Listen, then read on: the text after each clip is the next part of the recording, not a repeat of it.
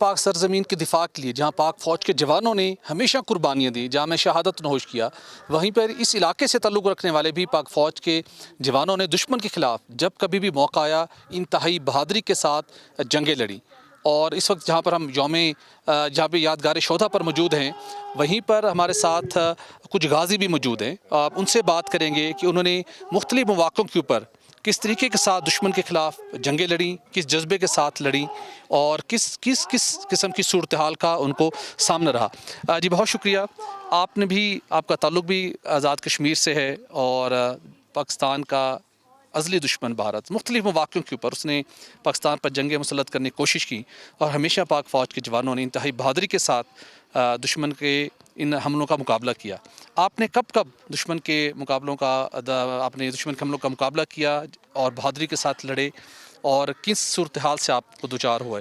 हमारी अफ़वाज पाकिस्तान हमा वक़्त जो है इन सरहदों की हिफाजत करती है और दुश्मन जब भी हमारे इस मुल्क के ऊपर हमला करता है, 91 में भी यहाँ हिंदुस्तान ने हमारे ऊपर हमला किया, लेकिन हमारी अफ़वाज पाकिस्तान ने उसका मुँह तोड़ जवाब दिया।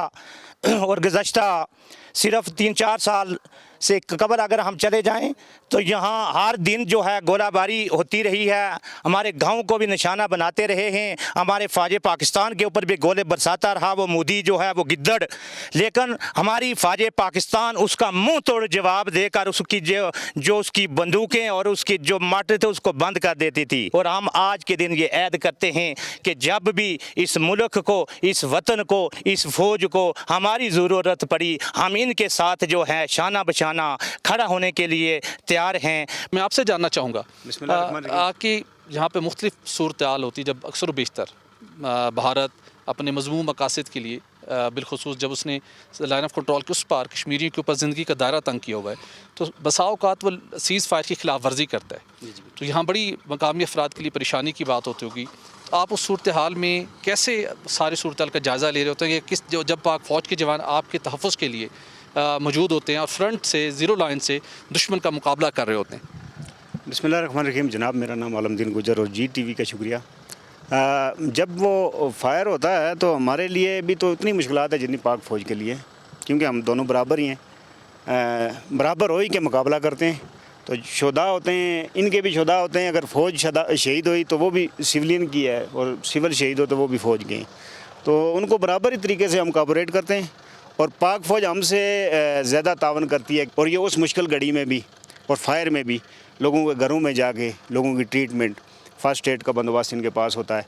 तो इसीलिए आज हमने भी ये प्रोग्राम बनाया। प्रोग्राम नहीं, हम हर साल ही करते कि ईद का दिन होता है और हम इन्हीं के साथ ईद मनाते हैं। और ये जो शहीद हैं ये हमारे हम में से पाक फ़ौज के हैं, तो हम ही में से हैं।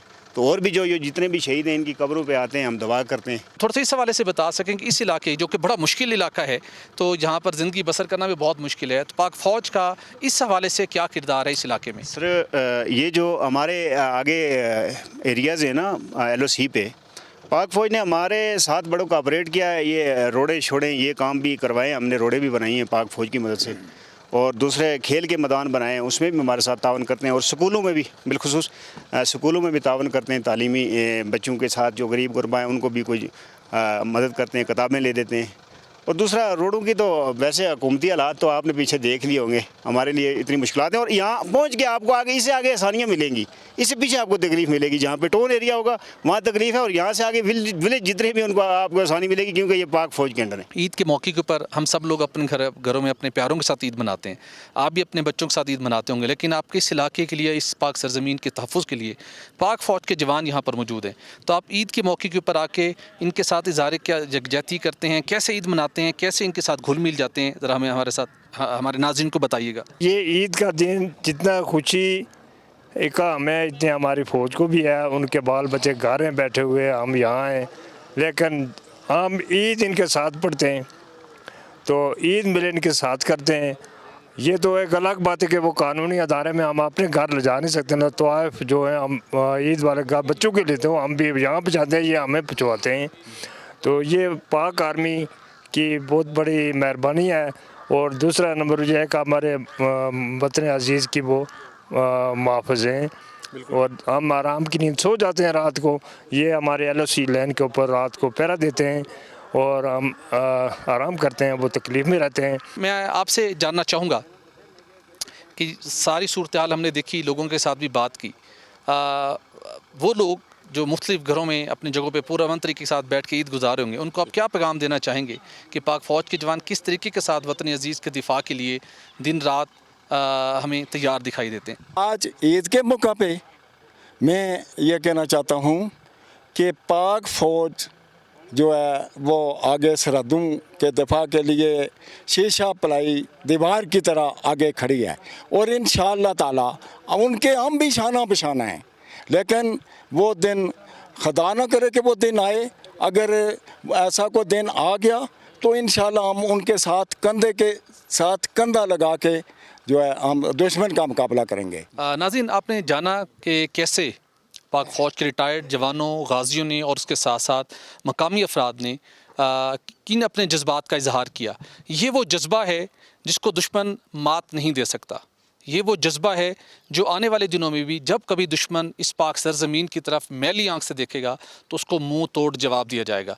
यहाँ पर हमने बात की और यादगार शोधा भी आपको दिखाई कि तहरीक आज़ादी कश्मीर के वक्त से लेकर अब तक जिन लोगों ने जाम शहादत नोश किया, कुछ शोधा की यादगार में यहाँ यादगार तमीर की गई, उससे पीछे कुछ शहीद जवान उनकी तदफीन भी की गई।